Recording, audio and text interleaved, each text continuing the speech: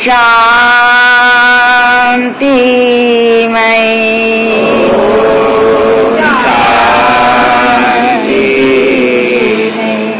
31वां श्लोक उच्चारण किया जा रहा है। ये मे मतमिदं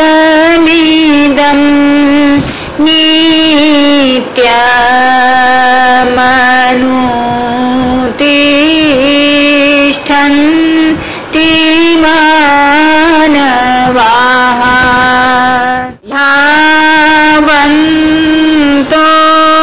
न सूयन्तो मुच्यन्ते तेऽपि कर्मभिः। भगवान इस श्लोक का सार विषय है भगवत सिद्धांत के अनुकूल बरतने से मुक्ति। ओम आनंद में भगवान बोले, और हे आनंदी लाल, जो कोई मनुष्य दोष दृष्टि से रहित और श्रद्धा युक्त होकर मेरे इस मत का सदा अनुसरण करते हैं, वे भी संपूर्ण कर्मों से छूट जाते हैं। पुनः उच्चारण करने की पूजा प्रारंभ की जा रही है। भगवान इस श्लोक का सार विषय है भगवत सिद्धांत के अनुकूल बरतने से मुक्ति। ओम आनंद में भगवान बोले, और हे आनंदी लाल, जो कोई मनुष्य दोष दृष्टि से रहित और श्रद्धा युक्त होकर मेरे इस मत का सदा अनुसरण करते हैं, वे भी संपूर्ण कर्मों से छूट जाते हैं। ओम आनंद में, ओम शांति में। भगवान इस श्लोक का सार विषय है भगवत सिद्धांत के अनुकूल बरतने से मुक्ति। ओम श्री विधानाचार्य भगवान ने जो 30वें श्लोक में अपना सिद्धांत बतलाया, ब्रह्मवेताओं का क्या सिद्धांत है कि मनुष्य को किस प्रकार कर्म करने चाहिए, उसके संबंध में। तो इस श्लोक में अब ये बतलाएंगे कि जो मैंने सिद्धांत 30वें श्लोक में बतला दिया है उसके अनुसार चला जाएगा तो क्या लाभ होगा कि उसके उस सिद्धांत के अनुकूल बरतने से मुक्ति, जो हम कर्म कर रहे हैं और जीवन पर्यंत करते रहेंगे, उन कर्मों का बंधन हमारे लिए, हमें वो कर्म बांधेंगे नहीं, हम उनसे मुक्त रहेंगे। कर्म तो करेंगे परंतु उनके फल से लिपायमान नहीं होंगे। कोई भी कर्म हम भगवत सिद्धांत के अनुकूल करेंगे तो उसके परिणाम में हमें दुख अशांति नहीं भोगनी पड़ेगी, हमें चिंता क्रोध आदि मानसिक रोगों के बंधन में नहीं पड़ना पड़ेगा, हम मुक्त रहेंगे। कैसे मुक्त रहेंगे कि जो मानसिक रोग 125 मानसिक रोग श्री विश्व शांति ग्रंथ में बतलाए हैं कि जिनके कारण ही मनुष्य को सब प्रकार से दुख और अशांति है, वे सब मानसिक रोग दूर हो जाएंगे। और वो जो मनुष्य को बांधते हैं, हर समय मनुष्य का चित्त अपने कर्मों के परिणाम में बंधा है, वो छूट जाएगा। मनुष्य का जो दिमाग है वो स्वतंत्र हो जाएगा। कैसा स्वतंत्र होगा? प्रभु पिताजी के विधान के अनुकूल स्वतंत्र हो जाएगा। फिर कोई भी संसार के कर्म भाव आचरण उन्हें दुखी अशांत नहीं कर सकेंगे। इतना बड़ा लाभ होगा ओम आनंद में प्रभु पिताजी के सिद्धांत के अनुकूल चलने से। जो मनुष्य हैं वो जन्म से ही जैसे जैसे होश उनको आती है, छोटे छोटे बच्चे ही देख सुन पढ़ करके समझ करके कोई ना कोई अपना सिद्धांत बना लेते। शिकायत करते रहते हैं कि बहुत ढीठ बच्चे हैं, बहुत जिद्दी बच्चे हैं, बहुत तंग करते हैं, अपनी बात पर ही अड़े रहते हैं। तो ये जो सिद्धांत मानना है वो अपना लक्ष्य बनाना है, बचपन से ही लोग छोटे छोटे बच्चे भी अपना बना लेते हैं। और बड़े लोग जो हैं जैसे जैसे बड़े होते जाते हैं तैसे अपना कोई ना कोई सिद्धांत संसार को देख सुन पढ़ के अपना निश्चय करते रहते हैं। वो सिद्धांत चाहे अपने को और दूसरे को कितना ही कष्टदायक हो, इसकी वो परवाह नहीं करते, पर जिसको समझ लेते हैं कि ये ठीक है बस उस पर दृढ़ रहेंगे। इसी कारण संसार में देखा जाता है कि जो प्रभु पिताजी का विधान है उसको तो कोई विरले ही जानते हैं, उस सिद्धांत को तो कोई कोई समझते हैं, कोई कोई मानते हैं। बाकी सब लोग अपने ही अनेक सिद्धांत और विधान हैं, उनको लक्ष्य में रखते हैं और उनका प्रचार प्रसार करते हैं। परिणाम क्या होता है कि हर समय कलह, क्लेश, नाराजगी, प्रतिकूलता ये सब बनी रहती है और उससे मन बुद्धि उद्विग्न रहता है और सब कुछ करने के पश्चात भी हाथ में क्या लगता है? दिमागी परेशानी, अशांति। जबकि सब लोग अपने सारे कर्म, अपने सिद्धांत सब इसलिए बनाते हैं और कर्म करते हैं कि हमारा जीवन शांति पूर्वक व्यतीत हो, हमें मान बड़ाई प्रतिष्ठा मिले, हमें जीवन भर सब प्रकार की सुख सुविधाएं मिले और कोई भी कर्म, भाव, आचरण हमारे दिमाग को विचलित न कर सके, हमारे दिमाग में समता बनी रहे। ओम आनंदमय, ओम शांतिमय।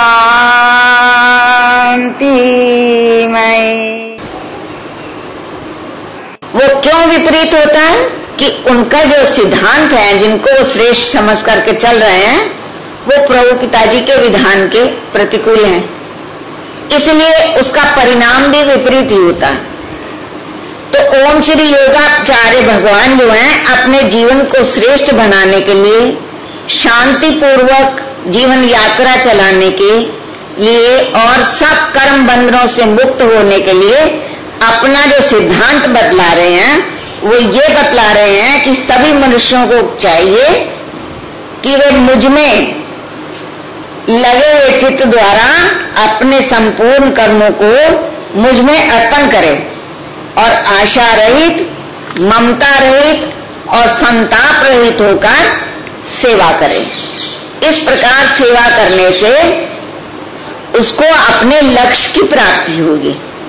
ये जो सिद्धांत 30वें श्लोक में बतलाया है, ये प्रभु पिताजी का बताया हुआ, उनका निश्चय किया हुआ सिद्धांत है। इसलिए इसके अनुकूल चलने से सब कर्मों के बंधनों से मुक्ति हो जाएगी। फिर मनुष्य प्रभु पिताजी के विधान के अनुकूल जीवन बिताने में स्वतंत्र हो जाएगा।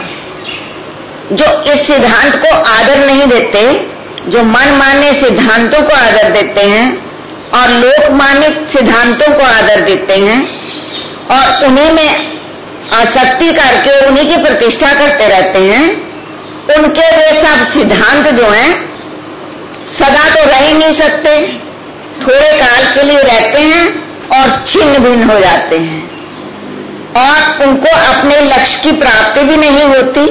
तो मन बुद्धि जो है, उसकी स्थिति जो है, मन की मानसिक स्थिति गिर जाती है और परिणाम में बचता है पश्चाताप और रोना।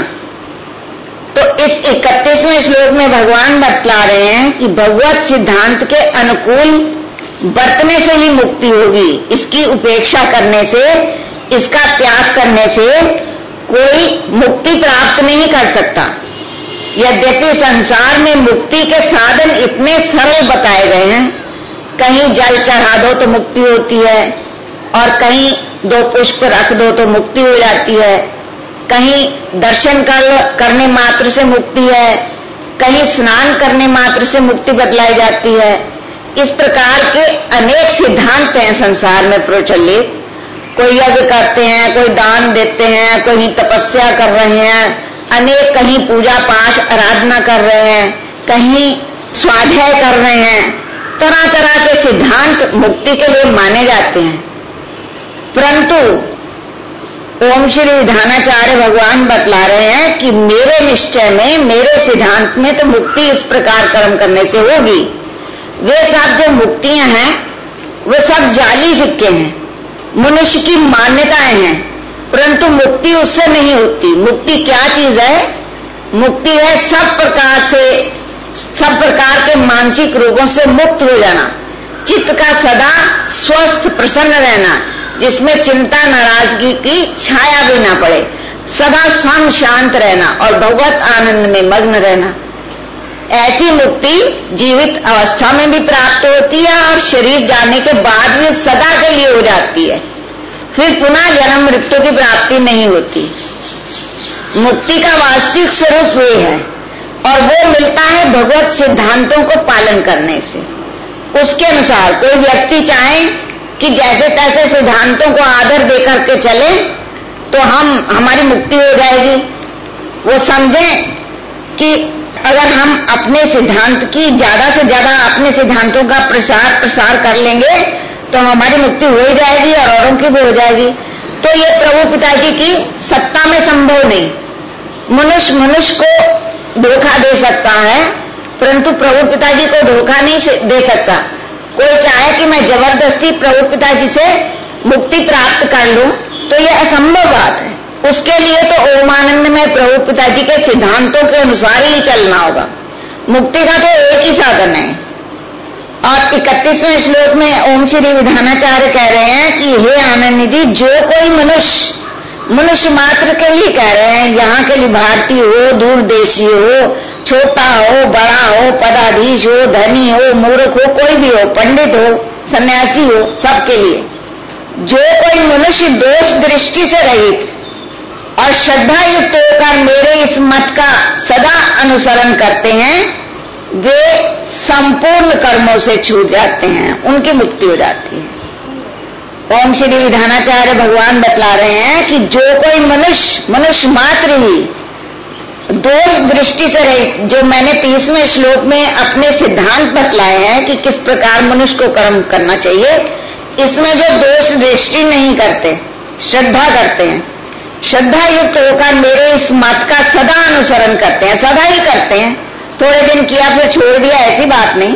जो श्रद्धा प्रेम पूर्वक ये समझ लेते हैं कि ये प्रभु पिताजी का विधान है और ये ब्रह्मवेताओं ने बतलाया है, ये सही है, ठीक है, इसको आदर दे करके वो इसके अनुसार चलते हैं और सदा ही चलने का दृढ़ निश्चय रखते हैं, वे संपूर्ण कर्मों से छूट जाते हैं, उनके संपूर्ण कर्मों के बंधन छूट जाते हैं, वो सदा के लिए मुक्त हो जाते हैं। फिर क्या होता है कि सदा रहने वाली स्थायी शांति मिलती है, परम आनंद मिलता है। उनको फिर आनंद शांति के लिए कोई दूसरा प्रयत्न करना ही नहीं पड़ता। वे ऐसे आनंद स्वरूप बन जाते हैं। वे मनुष्य जो एक सब मनुष्य जिस तरह पैदा होते हैं, उनके पैदा होने की एक ही विधि है। उसमें उत्पन्न हुए मनुष्य अगर प्रभु पिताजी के सिद्धांतों का विधि पूर्वक आदर करते हैं, उनमें श्रद्धा करते हैं, प्रेम करते हैं, उसका अनुसरण करते हैं और आजीवन उसके अनुसार चलते हैं, उनके सारे कर्मों के बंधन छूट जाते हैं, फिर वो परमानंद में मग्न हो जाते हैं। इतना बड़ा लाभ होता है ओम आनंद में प्रभु पिताजी के विधान के अनुकूल चलने से, उनके सिद्धांतों को आदर देने से। ओम आनंदमय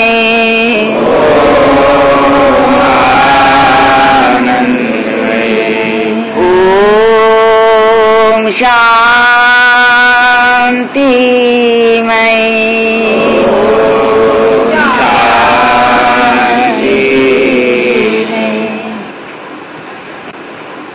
समझेंगे, अपने आप को ही सर्वश्रेष्ठ समझेंगे, छोटा और बड़ा, और जिस अवस्था का है, दीनहीन व्यक्ति है, वो भी अपना एक सिद्धांत लक्ष्य में रखता है और उनसे बात करो तो वो सोचेगा कि मैं ही ठीक हूं, समझेगा, अपने आप को व्यक्त करेगा कि मैं जो कुछ करता हूं, मेरे जो कर्म है यही ठीक है। उससे पूछा जाए तो फिर आपके कर्म सर्वश्रेष्ठ हैं, ठीक है, प्रभु पिताजी के विधान के अनुकूल है, तो आपका जीवन इतना दीनहीन क्यों? तो कह रहे कि ये तो पूर्वले कर्मों का फल है। ये तो सिद्धांत वो ऐसा मानते हैं कि ये तो पूर्व में जो कुछ किया उसको अब भोग रहे हैं और अब जो कुछ करेंगे उसे तो आगे भोगेंगे। वो सुनने समझने के लिए तैयार ही नहीं होंगे। और जो थोड़ा बहुत प्रभु पिताजी के विधान को सुनते हैं, समझते हैं, विचार करते हैं, पर वो समझने उनके दिमाग में जो भगवत विधान के प्रतिकूल चलने से शक्तिहीनता आ चुकी होती है, तो वो समझते हैं कि ना जी ये तो हमारे बस का नहीं, ये सब करना तो हमारे सिद्धांत हमारे बस का नहीं, हम तो जिस तरफ चल रहे हैं वही ठीक है, उसी में चलते रहेंगे। तो उन्हें समझाना चाहो कि फिर इसी प्रकार सुख दुख भी भोगते रहोगे, अशांति भी मिलती रहेगी। तो फिर वो कहते हैं कि ठीक है, अपने कर्मों का भोग तो भोगना ही है, बस वो आगे नहीं बढ़ सकते, उनका सिद्धांत जो है वहीं तक रह जाता है। और कोई कोई मनुष्य वो समझते हैं कि ना, ये तो हमारे जीवन का जो कर्म है ये कोई प्रभु जी के विधान के तो प्रतिकूल ही है, इसीलिए हमें दुख दंड मिल रहा है। तो वो खोजते हैं कि असली मार्ग कौन सा है, कहां से मिलेगा, कैसे जाने, किससे दिमाग की शांति हो, कैसे समता मिले, संसार में रहते हुए हमारे कर्म कैसे सुधरें जो हमें दुखी ना कर सके। तो उन्हें प्रभु पिताजी किसी ना किसी निमित्त से सच्चा जो मार्ग है, असली सिद्धांत है, वो समझाते हैं। उनका ऐसे व्यक्तियों से सहयोग कराते हैं कि जहां से उन्हें वास्तविकता मिल सके। हाँ, उसके मिलने पर भी कोई आगे चलते हैं, कोई नहीं चलते। इसीलिए ब्रह्मवेता महापुरुषों ने गीता में ये बतलाया कि मनुष्य नाम सहस्त्रेषु, कि हजारों मनुष्यों में कोई तो मेरे सिद्धांत को सुनेगा, कोई कोई समझेगा और कोई समझ करके उस पर चलेगा, बाकी तो सब मेरे सिद्धांत के विपरीत ही चलेंगे। तो इसलिए हम सब लोगों को क्या करना चाहिए कि हमें जो महापुरुषों की कृपा से सर्वश्रेष्ठ सिद्धांतों का अनुभव हुआ है, उसका परिचय मिला है, उसके अनुसार ही हम चलें। योग सिद्ध महामंत्र ओम आनंदमय ओम शांतिमय को हर समय हर कार्य करते, चलते फिरते, उठते बैठते मन ही मन इसका जाप करें, वाणी से कीर्तन करें। इसके प्रभाव से जो हमारा चित्त है उसका संबंध प्रभु पिताजी से बना रहेगा और प्रभु पिताजी से हमें आनंद, शांति और शक्ति मिलेगी कि हम अपने सारे कर्म जो है उनके विधान के अनुकूल करें। ऐसी हमें शक्ति मिलती रहेगी। और स्पष्ट रूप से जानने के लिए कि हमें अपने कर्म किस प्रकार करने हैं, किनको ग्रहण करना है, किनको त्याग करना है, उसके लिए हम नियमानुसार श्री विश्व शांति भाग 1 के पृष्ठ 13 से 16 तक जो 7 नियम है, उसके अनुसार हम दैनिक पाठ करें और भी जितने 7 नियम हैं उनका यथाशक्ति अनुष्ठान करना प्रारंभ करें। मनुष्य दुनिया में रहकर सारे कर्म करता है, अच्छे बुरे, जिसको वो अच्छा समझता है वो करता है, जिसको बुरा समझता है वो भी करता है, अपनी इच्छा से भी करता है, दूसरों की इच्छा से भी करता है। परंतु वास्तव में जो कुछ उसको करना चाहिए उसके लिए ना तो उसके पास समय है, न शक्ति है, न उसकी इच्छा है। हाँ, उनसे जो सात्विक श्रेष्ठ फल प्राप्त होता है उसको प्राप्त करने की इच्छा सबकी है, परंतु उसके लिए जो उचित कार्य हैं उसको करने की इच्छा किसी की नहीं रहती। तो उसकी इच्छा को प्रबल करने के लिए नियम अनुसार जो दैनिक 7 नियम लिखे हैं उनमें यथाशक्ति उनका अनुष्ठान करने से उसमें आनंद शांति मिलने लगती है, मन लगने लगता है, तो मनुष्य की इच्छा हो जाती है कि हाँ ये श्रेष्ठ कर्म है, इससे शांति मिल रही, तो वो आगे आगे उसको करने लगता है।